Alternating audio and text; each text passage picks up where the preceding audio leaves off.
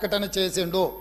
ఇప్పుడు పెద్దలు శ్రీనివాస్ రెడ్డి గారిని నేను అడుగుతున్నా, మీకు ఎలాంటి సంబంధాలు లేకపోతే, అనుబంధం లేకపోతే, ఆయన అనుమతితోనే మీరు నిర్ణయాలు తీసుకోకపోతే మీ పార్టీ అంతర్గత వ్యవహారం ముఖ్యమంత్రిని మార్చుకోవడం అనేది అట్లాంటి విషయం కూడా మోడీ గారి అనుమతిని అడిగిందంటే మీ బంధం ఫెవికల్ బంధం.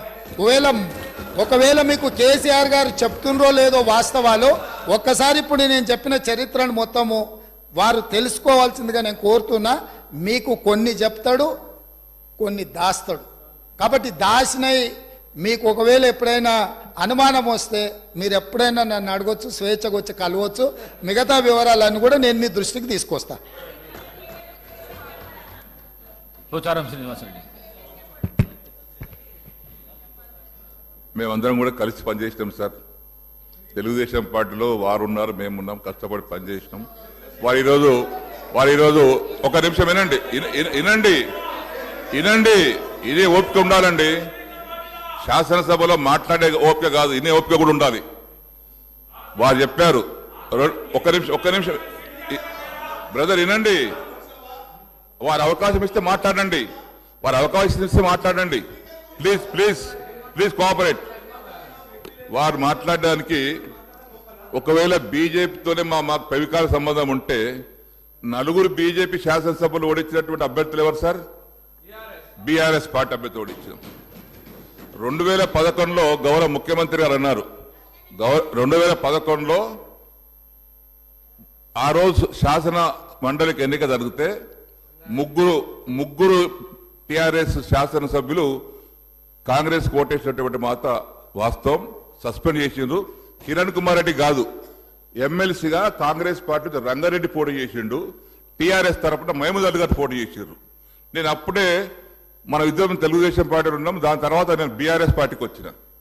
టీఆర్ఎస్ పార్టీకి వచ్చిన తర్వాత నాకు కూడా బలవంతం చేసిండ్రు, మీరు కూడా రంగారెడ్డి కోటేయమని. నేను బీఆర్ఎస్ పార్టీకి మొన్నే వచ్చిన మాట ఇచ్చిన. నేను టీఆర్ఎస్ పార్టీ అభ్యర్థిగా ఓటేసి తప్పితే ఇంకో దానికి వేయనంటే మీరు చెప్పినటువంటి 3 పేర్లు నేను రిపీట్ చేయదలుచుకోలేదు. ఆ 3 పేర్లు లాలూచి పడి బీఆర్ఎస్ పార్టీకి అభ్యర్థికి వ్యతిరేకంగా రంగారెడ్డి కోటేసి రంగారెడ్డి గెలిపించుకున్నారు కాంగ్రెస్ పార్టీ. రెండవది తమరు అన్నారు సంబంధం బీజేపీ. ముఖ్యమంత్రి కావాలి, ముఖ్యమంత్రి మార్చాలంటే వారికి అవసరం సార్ అడగదాల్సింది. మేమే ఉండుంటాం కదా. నువ్వు 100 మంది అనుకుంటే మేము ముఖ్యమంత్రి ఎవరు చేయాలో చేసుకుంటాం, కానీ ఇంకెవరు అనుమతి మాకు అవసరం లేదు సార్. అది తమరికి రిపోర్ట్ తెలియదు, కానీ మీరు అన్నట్టుగా మాకెవరు అనుమతి అక్కర్లేదు సార్. మా శాసనసభ్యులే ఉన్నారు. మా నాయకుని మార్చుకోవాల్సిన అవసరం రాదు కూడా. ఒకవేళ అటువంటి పరిస్థితి మాకు ఎవరిని అడగాల సార్? మేమే 100 మంది ఉన్నాం కదా ఇక్కడ పోయిన ప్రభుత్వంలో. దయచేసి బీజేపీతో మాకు ఎలాంటి సంబంధం లేదు.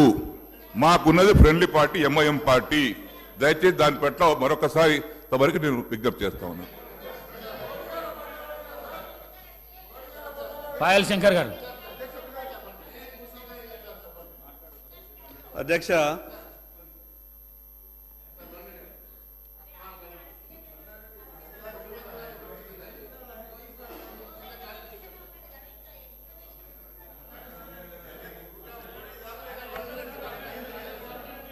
పాయల్ శంకర్ గారు మీకు ఇస్తాను. పాయల్ శంకర్ గారు మాట్లాడండి. ఓకే అధ్యక్ష, ధన్యవాదాలు.